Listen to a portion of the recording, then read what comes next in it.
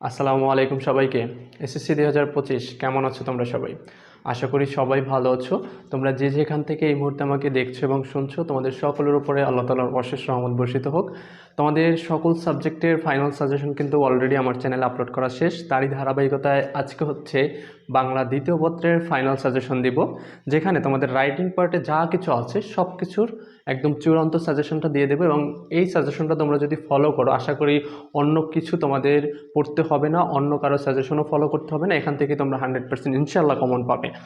So এজন্য তোমাদের সকলকে বলবো পুরো ভিডিওটা একটু মনোযোগ সহকারে দেখবা।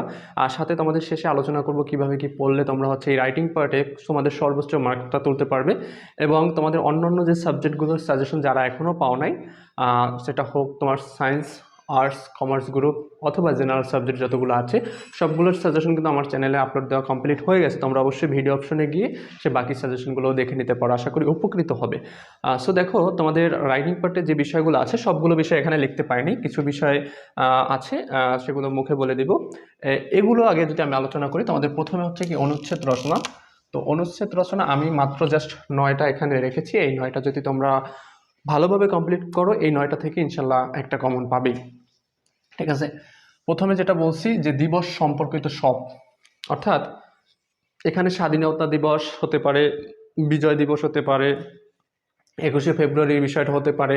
তো বিজয় দিবস সম্পর্কে বা বিজয় মানে দিবস সম্পর্কিত যতগুলো, সেটা হতে পারে মে দিবস দিবস সম্পর্কিত যতগুলো তোমাদের বইয়ে অনুচ্ছেদ রচনা আছে সবগুলো কমপ্লিট করবা, কারণ দিবস সম্পর্কিত অনুচ্ছেদগুলো প্রচুর পরিমাণে এসে থাকে। ঠিক আছে, এজন্য এটা খুবই ইম্পর্টেন্ট। তারপর হচ্ছে বৈশাখী মেলা, এটা পড়বা। বই মেলা, সুন্দরবন, কম্পিউটার, মোবাইল ফোন, জাতীয় পতাকা, জাদুঘর এবং হচ্ছে শীতের সকাল। তোমরা যদি এই 9টার ভিতরে ওখানে আরও 3-4টা আসবে, অর্থাৎ 10-12টা হয়ে যাবে। তো এগুলো পড়লে এর বাইরে তোমাদের আর কিছু পড়ার দরকার নেই, এবং এখান থেকে 100% একটা তোমরা ইনশাল্লাহ কমন পাবেই সকল বোর্ডের জন্য। অনেকে আবার বলে থাকে, স্যার এটা কি আমাদের যশোর বোর্ডের জন্য মানে প্রযোজ্য কিনা, এটা আমার চট্টগ্রাম বোর্ডের জন্য প্রযোজ্য কিনা। অর্থাৎ এটা সকল বোর্ডের জন্য কিন্তু প্রযোজ্য। আমি সাজেশনটা সবসময় তৈরি করার চেষ্টা করি সকল বোর্ডগুলো অ্যানালাইসিস করে, যেগুলো হচ্ছে সকল বোর্ডেই বেশিরভাগ সময় এসে থাকে এবং প্রচুর পরিমাণ আসে, সেগুলোই তো তোমাদের জন্য সাজেশন আকারে দেওয়া হয়। ঠিক আছে, এরপরে দেখো প্রতিবেদন। প্রতিবেদন প্রথম যে 3টা প্রতিবেদন, এই 3টা প্রতিবেদন হচ্ছে তোমার হচ্ছে প্রতিষ্ঠান রিলেটেড, বা আমরা যে প্রাতিষ্ঠানিক প্রতিবেদন বলে থাকি, সেই প্রাতিষ্ঠানিক প্রতিবেদন হচ্ছে কিন্তু তোমার এখানেও দিবস সম্পর্কিত যতগুলো প্রতিবেদন আছে তোমরা পড়বা। বার্ষিক ক্রিয়া অনুষ্ঠান সম্পর্কে একটা প্রতিবেদন আছে, তারপর হচ্ছে বিদায় অনুষ্ঠান সম্পর্কিত।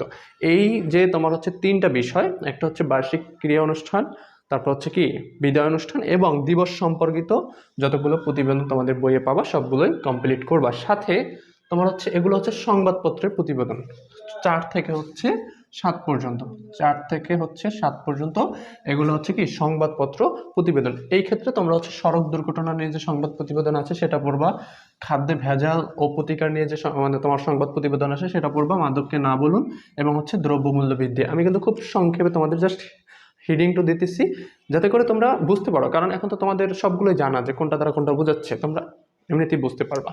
তো এই কয়টা তোমার হচ্ছে প্রতিবেদন পড়লেই এনাফ। সাথে তোমরা হচ্ছে ভাব সম্প্রসারণ যে কয়টা পড়বা, তোমার হচ্ছে অন্যায় যে করে অন্যায় যে সহে, আমরা খুব ভালোভাবেই জানি, এটা খুবই পরিচিত একটা আমাদের ভাব সম্প্রসারণ। আপনি আচরি ধর্ম শেখাও অন্যকে। তারপর হচ্ছে গ্রন্থগত বিদ্যা পরহস্তধন, নহে বিদ্যা নহে ধন, হলে প্রয়োজন। তারপর হচ্ছে দুর্জন বিদ্বান হলেও পরিত্যাজ্য, প্রাণ থাকলেই প্রাণী হয়, মন না থাকলে মানুষ হয় না, মানুষ বাঁচে তার কর্মে, ভোগে নাই ত্যাগী প্রকৃত সুখ, ক্ষুধার রাজ্যে পৃথিবী গদ্যময়। তোমরা যদি এই 8টা পড়ো, এই 8টার বাইরে কখনো আসার সম্ভাবনা নেই, কারণ প্রত্যেকটা বোর্ডে এই 8টার ভিতর থেকে ঘুরিয়ে ফিরিয়ে দিতে আছে, এবং প্রত্যেকটা বোর্ডে এই ঘুরিয়ে ফিরিয়ে এগুলোই আসবে। ঠিক আছে, সো এই 8টার বাইরে তোমাদের আর কোনো কিছু পড়ার দরকার নেই, বিশেষ করে ভাব সম্প্রসারণের জন্য। ঠিক আছে, এরপর হচ্ছে রচনা, মোস্ট ইম্পর্টেন্ট একটা বিষয় এবং খুবই গুরুত্বপূর্ণ একটা বিষয়, কারণ হচ্ছে 20টা মার্কস কিন্তু এখানে আসে। ঠিক আছে, 20টা মার্কস। হ্যাঁ, সো এটাকে খুব প্রায়োরিটি লিস্টে উপরে রাখবা। হ্যাঁ, বা মাঝে মাঝে একটু লেখার চেষ্টা করবে, এটা নিয়ে পরে আলোচনা করতেছি। তোমার হচ্ছে এখানেও কি বলছি, বিজ্ঞান সম্পর্কিত সব। বিজ্ঞান সম্পর্কিত সব বলতে কি, চিকিৎসা কাজে বিজ্ঞান হতে পারে, কম্পিউটার হতে পারে, মানব কল্যাণে বিজ্ঞান হতে পারে, বা দৈনন্দিন জীবনে বিজ্ঞান। এরপর হচ্ছে কৃষিকাজে বিজ্ঞান, এর ভিতরে আবার দৈনন্দিন জীবনে বিজ্ঞান বা মানব কল্যাণে বিজ্ঞান এবং হচ্ছে কৃষিকাজে বিজ্ঞান, এই দুইটা তো বিখ্যাত রচনা। এবং এই দুইটা খুব প্রচুর পরিমাণে লেখা যায় এবং হচ্ছে প্রচুর পরিমাণে পরীক্ষা আসে ঘুরে ফিরে। দৈনন্দিন জীবনে বিজ্ঞান না আসলে তোমার হচ্ছে মানে তোমার কৃষিকাজে বিজ্ঞান আসে, কৃষিকাজে বিজ্ঞান না আসলে দেখা যায় দৈনন্দিন জীবনে বিজ্ঞান আসে। ঠিক আছে, সো বিজ্ঞান সম্পর্কিত যে কটা রচনা পাবা খুব ভালোভাবে পড়ে নেবা। এর হচ্ছে বাংলাদেশের প্রাকৃতিক দুর্যোগ খুবই গুরুত্বপূর্ণ, বাংলাদেশের পর্যটন শিল্প, মুক্তিযুদ্ধ, তারপর হচ্ছে মাদকাসক্তি ও তার প্রতিকার, সময়ানুবর্তিতা, তারপর হচ্ছে জলবায়ু পরিবর্তন, কৃষি উদ্যোক্তা, অদম্য অগ্রযাত্রা বাংলাদেশ, তারপর হচ্ছে ক্রিকেট বাংলাদেশ। তোমরা এই 10টা রচনা যদি পড়তে পারো খুব সুন্দরভাবে, এর বাইরে কিচ্ছু পড়ার দরকার নেই, কিচ্ছু ধরারও দরকার নেই।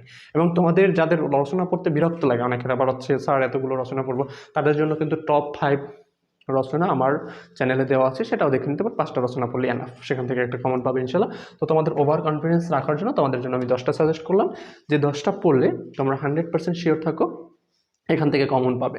তো এরপরে যে বিষয়টা থাকে সারাংশ সারমর্ম এবং হচ্ছে প্রতিবেদন। তো সারাংশ সারমর্মগুলো আমি লিখলে অনেক সময় লাগবে, তো আমি মুখেই বলে দিই তোমাদেরকে কোনগুলো পড়বা। একটা হচ্ছে সারাংশ, প্রথম হচ্ছে সারাংশ, একটু লিখে নাও। 1 নম্বর হচ্ছে মাতৃস্নেহের তুলনা নাই, এটা হচ্ছে 1 নম্বর। 2 নম্বর হচ্ছে অভাব আছে বলিয়া। 3 নম্বর হচ্ছে বিদ্যা মানুষের অমূল্য সম্পদ। তারপর 4 নম্বর হচ্ছে অভ্যাস ভয়ানক জিনিস। তারপর 5 নম্বর হচ্ছে তুমি বসন্তের কোকিল। 6 নম্বর হচ্ছে মানুষের মূল্য কোথায়। 7 নম্বর হচ্ছে মহাসমুদ্রের শত বৎসরের। এবং 8 নম্বরে হচ্ছে আজকাল বিজ্ঞানের বিরাজ যেসব, ঠিক আছে, সরি ধারা যেসব।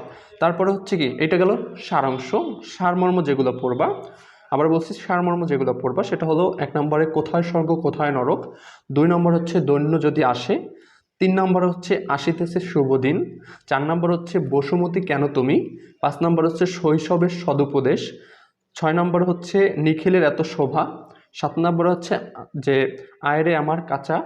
তারপর হচ্ছে 8 নম্বর হচ্ছে এসেছে নতুন শিশু। তো এই যে তোমার হচ্ছে 8টা 16টা হচ্ছে সারাংশ এবং সারমর্ম বললাম, এই 8টা 16টা পড়লে একদম এনাফ। ঠিক আছে, এর বাইরে কিচ্ছু আসার সম্ভাবনা নেই, এর বাইরে কোনো কিছু আসার সম্ভাবনা নাই। সাথে তোমাদের যে আবেদনপত্র যেটা আছে, আবেদনপত্র তোমাদের অ্যাজ ইউজুয়াল যেগুলো পড়া আছে পূর্বে সেগুলোই পড়বা। যেমন তোমার হচ্ছে ছুটির জন্য আবেদন, তোমার হচ্ছে পাঠাগার স্থাপনের জন্য আবেদন, তারপর হচ্ছে নলকূপ স্থাপনের জন্য আবেদন, তারপর হচ্ছে কি প্রশংসাপত্র চেয়ে আবেদন, তারপর হচ্ছে মাদকদ্রব্য নিয়ন্ত্রণের জন্য আবেদন, পত্রিকায় যে আবেদনগুলো আসে, তারপরে এইরকম যেগুলো অ্যাজ ইউজুয়াল তোমরা পড়ছো সবসময়। ঠিক আছে, এই তোমার হচ্ছে আবেদনপত্রগুলো তোমরা যদি পড়ো তাহলেই এনাফ।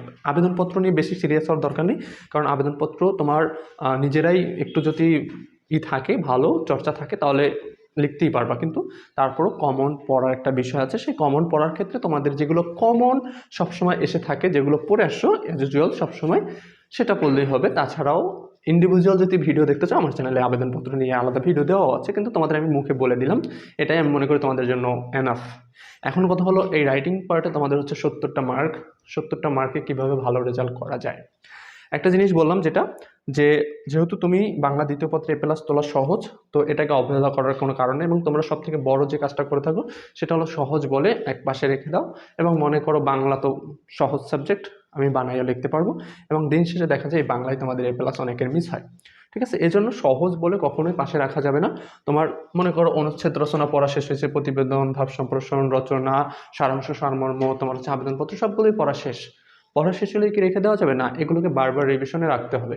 যখন তুমি বারবার রিভিশনে রাখবা তখন হচ্ছে তোমার মনে থাকার প্রবণতা অনেক গুণে বেড়ে যাবে এবং তুমি যখন পরীক্ষার খাতায় লিখবা তখন হচ্ছে তোমার লেখার গতিটা খুব দ্রুত থাকবে এবং লেখায় ভুল হওয়ার সম্ভাবনাও কম থাকবে। এবং আমরা অনেক সময় হয় না যে লিখতে গিয়ে থাইমা থাকতে হয়, এই থাইমা থাকার বিষয়টাও তখন থাকবে না এবং তোমার সময় অল্প সময়ের ভিতরেই দেখবা তোমার অনেক কিছু গুছিয়ে নিয়ে আসতে পারতেছো। এবং রচনাটা বিশেষ করে তোমার হচ্ছে রচনায় যেহেতু 20 মার্ক, অবশ্যই এটাকে সর্বোচ্চ পর্যায়ে লেখার চেষ্টা করবা, মিনিমাম 10 পেজ লেখার চেষ্টা করবা, কারণ তোমার 20টা মার্কস এমনিতেই দেখে দিয়ে দেবে না স্যাররা। তোমার লেখার মান যত ঠিক থাকবে, তোমার কোটেশনগুলো লেখার ধরন যত ঠিক থাকবে, তোমার পেজ যত বাড়াই লিখতে পারবা, তত তোমার হচ্ছে এখানে মার্কস বেশি তোমার হচ্ছে পাওয়ার সম্ভাবনা থাকবে। ঠিক আছে, সো কোনো কিছুকে অবহেলা করা যাবে না এবং প্রত্যেকটা বিষয় হচ্ছে রিভিশনে রাখতে হবে এবং মাঝে মধ্যে তোমার কিছু মডেল টেস্ট পরীক্ষা দিবা, যাতে করে হাতের লেখার চর্চা থাকে এবং লেখার দ্রুততা নিজে একটু নির্ধারণ করার চেষ্টা করবা যে আমি নির্দিষ্ট সময়ের ভিতরে সব কিছুর অ্যান্সার করতে পারতেছি কিনা। ঠিক আছে, অনেক সময় দেখা যায় কমন পড়ে, কিন্তু আমার লেখার গতি না থাকার কারণে বা ওই যে মাঝে মাঝে মনে থাকে না একটু, এটার জন্য থাইমা থাকার কারণে আমাদের কি তোমার নির্দিষ্ট সময়ের ভিতরে সব কিছু আমরা লেখা তুলে ধরতে পারি না বা পরীক্ষার খাতা সম্পূর্ণ সব কিছু লিখে দিয়ে আসতে পারি না। এর জন্য কিন্তু আমাদের মূল যে রেজাল্ট সেটা কিন্তু খারাপ হয়। সো এই বিষয়গুলোকে একটু মাথায় রাখা, রেগুলারিটি মেনটেন করা, তারপর হচ্ছে তোমরা বিষয়গুলোকে কমপ্লিট করো, ইনশাল্লাহ এই সাবজেক্টে ভালো করবা।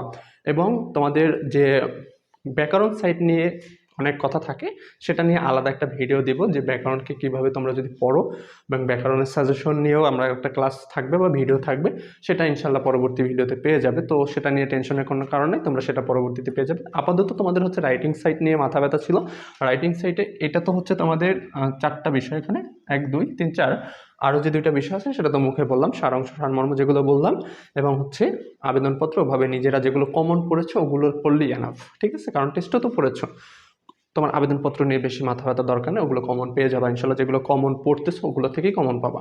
সো এগুলো একটু জাস্ট ভালোভাবে ফলো করো এবং প্রত্যেকটা একটু ভালোভাবে মুখস্থ করে নিজে কয়েকবার লেখার চেষ্টা করো, এবং সেভাবে হচ্ছে যে কয়টা দিন সময় আছে সে কয়টা দিন কাজে খাটাও। আশা করি খুব ভালো একটা রেজাল্ট করবে। আর বাকি সাবজেক্টগুলোর কথা বলেছি সেগুলোর সাজেশন অবশ্যই আমার চ্যানেলে দেওয়া আছে, সেগুলো দেখে নাও। ইনশাল্লাহ আমি মনে করি সকল সাবজেক্টে এরপর তোমাদের আর কোনো সাজেশনের দরকার হবে না। সো যারা পুরো ভিডিওটা মনোযোগ সহকারে দেখেছো তাদেরকে অসংখ্য ধন্যবাদ। আজকে পর্যন্তই, ভালো থাকবে সবাই, তোমাদের সকলের উজ্জ্বল ভবিষ্যৎ কামনা করছি। আল্লাহ হাফেজ।